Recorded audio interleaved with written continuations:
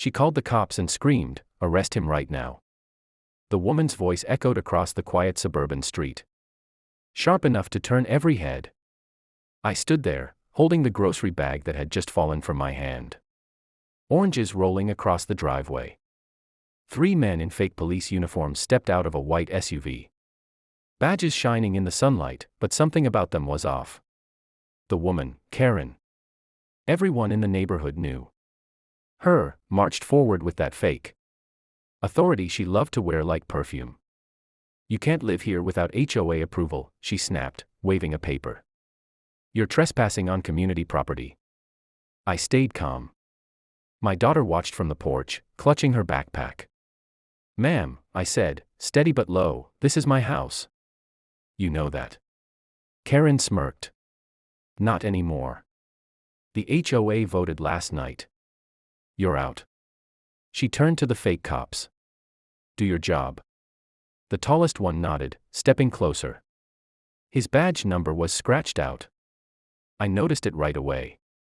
His belt had no body cam, no radio. Just a fake Glock and cheap sunglasses. "You're making a mistake," I said, my tone still even. My hand hovered near my phone. "You sure you want to do this?" Karen folded her arms. "I already did. You people think rules don't apply to you. Well, not in my neighborhood." The words burned, but I didn't flinch. One of the fake officers reached for his cuffs. That's when my daughter shouted, "Dad." I turned slightly, just enough to see a real patrol car slowing down at the corner. Sirens off, but lights flashing. Karen didn't notice. She was too busy enjoying her little show. I sighed softly. "You should have checked who you're dealing with," I said under my breath. Karen frowned. "What did you say?" Before I could answer, the real officers stepped out of their cruiser, uniforms crisp, authentic. One of them called out, "Chief Daniels." "You all right, sir?" The color drained from Karen's face. I looked back at her, calm as ever. "Yeah," I said. "Just dealing with some impersonators." Karen's fake cops froze. For the first time, they realized who I was. I smiled slightly. "Now," I said, stepping forward, "why don't we talk about that HOA vote you just made up?"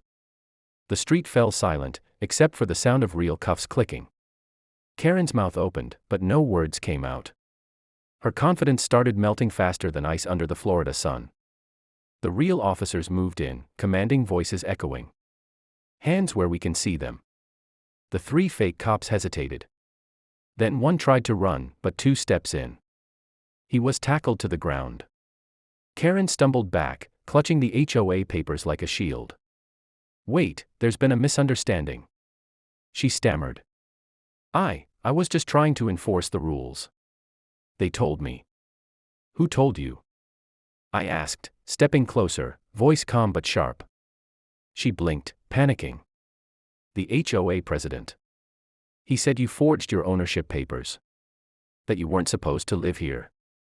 I couldn't help a bitter laugh. "That's funny. Because I built this house." Karen's eyes widened. "What?" I nodded slowly. "Yeah. I bought this land 6 years ago, before your precious HOA even existed." The real officer turned to me, respectful. "Chief, want us to take statements?" "Yeah," I said. "But start by checking their IDs. I've got a feeling they're not cops at all." While the imposters were searched, I watched Karen's face twist, part fear, part realization. She looked smaller now, her pride draining away. "I didn't know," she muttered weakly. "I was told." "Karen," I interrupted quietly, "you didn't need proof. You just wanted power." Her eyes filled with tears, but not from guilt, just humiliation. The neighborhood had started to gather. Phones were out. Cameras recording. Someone whispered, "That's the chief." Another said, "She called fake cops on him." Karen's shoulders shook. "Please," she begged, "don't post this online. This will ruin me." I looked at her for a moment, silent.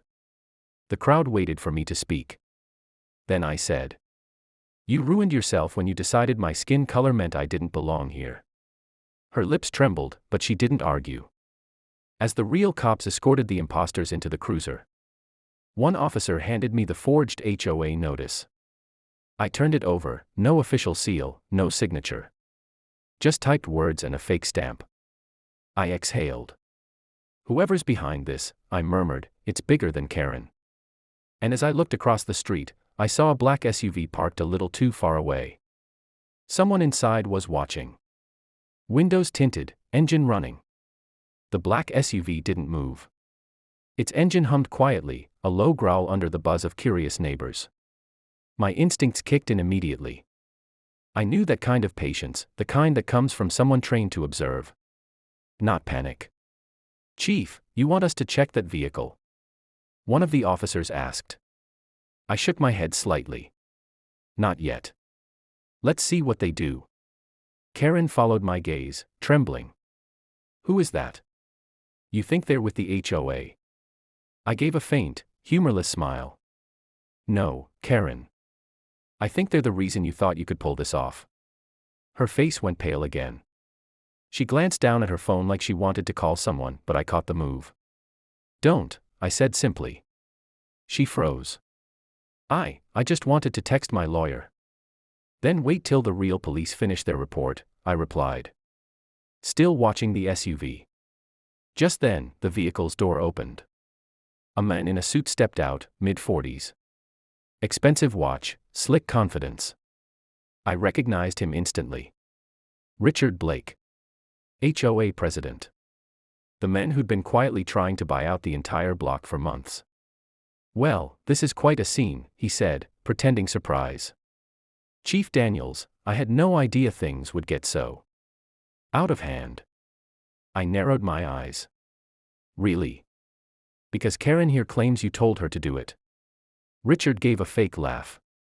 "Oh, come on. You know how she gets. She probably misunderstood." Karen shook her head frantically. "No, you said the board voted him out. You gave me those papers yourself." The crowd murmured again. Richard's jaw tightened. "That's enough," he snapped at her under his breath. "Actually," I said, stepping closer, "keep talking, Karen." She looked between us, realizing she was no longer being protected. "You said he didn't own the property. You said it was all legal," she cried. I tilted my head, voice calm but cutting. "Funny. Because I have every deed, permit, and signature stored right in that house. You want to see proof?" Richard's mask slipped for half a second. Then he smiled again, smooth and fake. "Let's not escalate, Chief. Surely we can handle this privately." I took one step forward. "You sent fake cops to my home. You used my neighbor to commit fraud. You trespassed on a police chief's property. You really think this is going to be private?" Richard's eyes flickered to the cameras. Dozens of phones were recording now. And then, with one last desperate move, he turned to run toward his SUV. "Stop him," I ordered. But before the cops could reach him, he pulled something from inside his jacket. It wasn't a gun. It was a flash drive. He threw it into the bushes, right before they tackled him to the ground. I looked at the spot where it landed, heart pounding. "Whatever's on that drive," I whispered. "This isn't just about the HOA anymore." One of the officers retrieved the flash drive from the bushes and handed it to me carefully, as if it were something dangerous. I looked down at it, plain black, no markings. But the way Richard had risked everything to throw it away told me it wasn't just about fake notices or power games anymore. Karen stood to the side, surrounded by neighbors. Her face wet with tears and shame. Her voice cracked. "I didn't know they were fake cops. I just thought I was helping the neighborhood." I turned to her slowly. "You didn't care about helping anyone," I said quietly. "You cared about control. And that's what made you easy to use." The real officers loaded Richard into the cruiser. He didn't fight now, just stared at me with that smug half-smile. "You'll regret going through that drive, Chief," he muttered. I met his stare. "I already regret letting people like you run free for this long." The door slammed shut, and the car pulled away. the neighborhood had gone completely silent, except for my daughter's small voice from the porch. "Dad, are we safe now?" I looked up at her and managed a faint smile. "Yeah, baby. We're safe. For now." Later that night, after the scene cleared and the flashing lights faded, I sat in my home office staring at that flash drive. My reflection in the dark computer screen looked tired, older. I hesitated only a moment, then plugged it in. Files loaded instantly. Dozens of names, payments, property transfers. HOA members, some tied to developers, some even to city officials. It was a full network. They'd been targeting minority homeowners, faking violations, forcing them to sell cheap so they could flip the houses for millions. I leaned back, jaw tight. So this is what they were hiding. My phone buzzed, a text from one of my officers. "FBI wants to talk. They think your case connects to 3 others." I typed back, "Tell them I've got evidence." Then I looked out the window. Across the street, Karen's porch light was off. Her house looked small now, quiet, forgotten. Justice wasn't over, but tonight, it had started. I turned back to my daughter's drawing on the wall, a house, a tree, and a smiling family under a bright sun. I didn't fight for this country to be told. "I can't live on my own land," I whispered to myself. Then I closed the laptop, knowing tomorrow the real fight would begin.